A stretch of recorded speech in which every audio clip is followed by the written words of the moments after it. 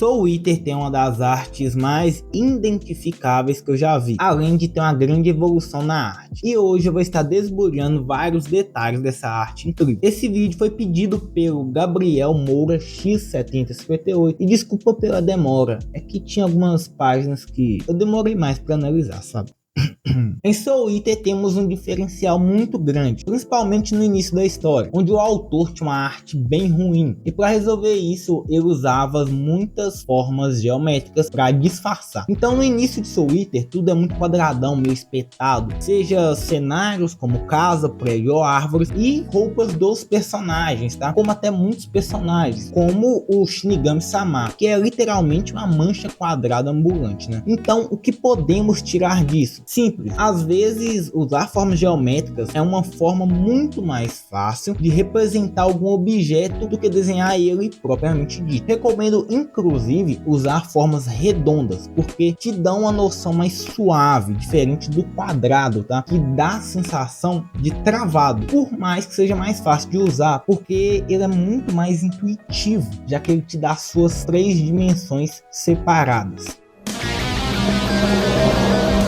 Em Soul Eater, esse é um dos fundamentos que foi muito evoluído com o tempo. E como eu falei antes, o Okubo era iniciante. E por isso, ele usava quadrados, né? Para facilitar o desenho e na composição isso se repete. Ele faz bastante construções quadradas, com no máximo um detalhezinho aqui ou ali redondo. E caixas são fáceis de posicionar, porque nos dão as suas 3 dimensões na cara. Você olha para uma caixa, você consegue ver a sua horizontalidade, né? Ou seja, sua largura, você consegue ver a sua altura, sua verticalidade, e você consegue ver a sua profundidade. Você consegue ver isso muito facilmente ao usar caixas, né? Então, realmente eu usava muito isso. E outra, ele geralmente dava um foco em algum objeto para diminuir a área que ele ia precisar trabalhar. O japonês é muito esperto, né? Não? No final do mangá, podemos ver uma composição com aspectos bem arredondados e bem ampla, além de não ter medo de colocar um monte de personagens juntos, bem feito. Por mais que ele nunca tenha esse medo, tá? Ele nunca teve esse medo de colocar um monte de personagens junto, mas no final da obra você vê que ele consegue fazer uma composição com muitos personagens assim magnífica mesmo, tá? E para fazer isso é só você imaginar uma linha curva e fazer os personagens ou os objetos contornando ela. Assim você vai ter uma perspectiva ampla e organizada. Lógico que não substitui os estudos, mas facilita e dá uma ajudada. Esse era um fundamento bem precário no início, mas ficou muito bom no final, tá? Não só a capacidade de usar escorço bem feito, ao qual antes parecia mais com um erro anatômico do que escorço, agora tem uma base muito melhor e bem formada. Isso acontece muito por conta do aspecto mais redondo e suave que tem o mangá agora. O Okubo ele mudou muito seu traço. No início era um traço mais bruto, mais quadrado, e ele foi refinando esse traço. É muito comum, tá? Muitos mangakas, muitos artistas, muitos desenhistas passarem por esse processo, essa metamorfose, um traço mais bruto, pois eles não tinham uma técnica muito apurada, né? E com o passar dos anos, a técnica deles vão ficando mais nítida, mais clara, mais suave, mais fluida, né? Assim melhorando muito isso. E muita coisa é por causa dos seus conhecimentos técnicos, né? E no caso do Okubo, é por causa dos seus conhecimentos anatômicos, como os de perspectiva também, que melhoraram muito, tá? Eles melhoraram muito. Agora, erros que se tinha no início, como grande alongamento de pernas, mãos desproporcionais, também em questão de anatomia, a gente pode falar do rosto, e, né, não tem nem o que falar.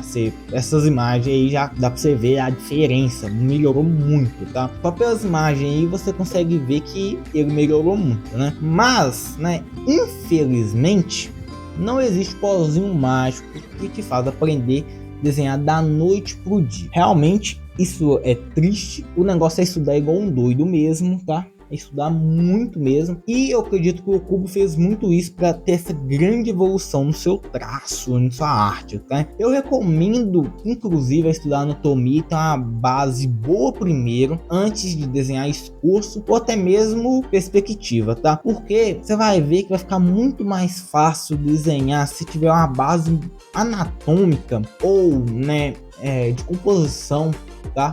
Ou de formas, pode também dizer, muito boa. Vai ficar muito fácil você desenhar perspectiva ou escorço. Tenho esse vídeo daqui falando sobre anatomia iniciante, tá? Termine esse aqui primeiro, depois vai lá. É um vídeo bem completo. As pessoas gostaram muito, assistiram bastante, tá?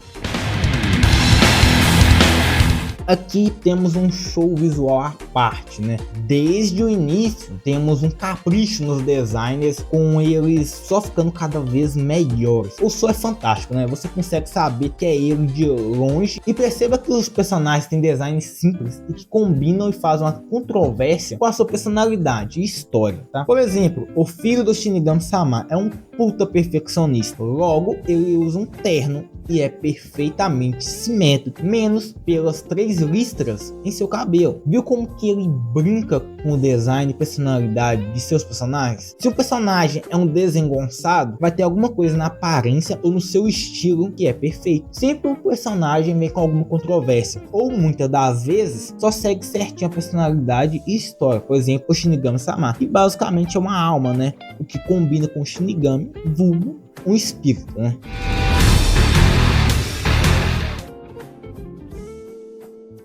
Luz e sombra. Esse aqui, na minha opinião, foi o que teve menos evolução, porque o cara já tava bom, principalmente em sombra, tá? O Okubo tinha um domínio bem grande de luz e sombra desde o início. E o mais legal é como ele sombreia as cores, que é com formas geométricas quadradas. E de novo, entra na mesma questão de antes. Fica muito mais fácil sombrear um quadrado do que um círculo. E por isso, ele usa quadrados. E simplesmente dá um aspecto muito legal. Além de dar uma característica única pro traço. E Luz vai na mesma pegada, tá? Ele basicamente pega essa técnica de sombrear quadrados e transforma em sombrear prismas para as roupas, que é o que normalmente as pessoas fazem. Só que ele veio com um domínio e um costume enorme de mexer com essas formas. Então o que eu recomendo é você começar a sombrear e fazer dobras de roupas e tal com quadrado. E depois vai pro prisma, porque vai ficar muito mais fácil de fazer. Porque vai ficar muito mais fácil de você sombrear por causa da bagagem que você vai ter de sombrear com quadrado. Então o prisma, que é um pouquinho mais avançado, vai ficar moleza, cara.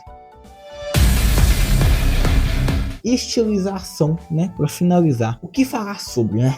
Simplesmente um mangá onde a lua tem cara e boca, onde uma foice tem cara, onde um tem uma alma em formato de bolsa raiz, onde o humano abre uma boca desse tamanho. Simplesmente uma das artes mais estilizadas do ramo dos mangás, e dá muita liberdade pro autor fazer o que quiser, porque nada fica estranho, já que os leitores acostumaram com aquilo, né? E o que torna Soul Eater tão especial em sua arte. Praticamente tudo que eu falei aqui não dá para fazer com arte realista. Basicamente é um tipo de arte que só funciona porque é um mangá, porque se não fosse, não teria a menor graça e seria extremamente bizarro e esquisito. Então na hora de criar sua história, pensa nisso. O meu mangá cabe numa arte realista, semi-realista ou estilizado? E depois de responder, trabalhe em cima disso para criar a melhor arte para o seu mangá. E gente, é isso. Falei muito, espero não ter bagunçado a cabeça de vocês, que vocês tenham aprendido algo e que saiam desse vídeo com no mínimo um novo conhecimento para ajudar vocês nas suas caminhadas. E é isso, gente. Muito obrigado por tudo e até a próxima.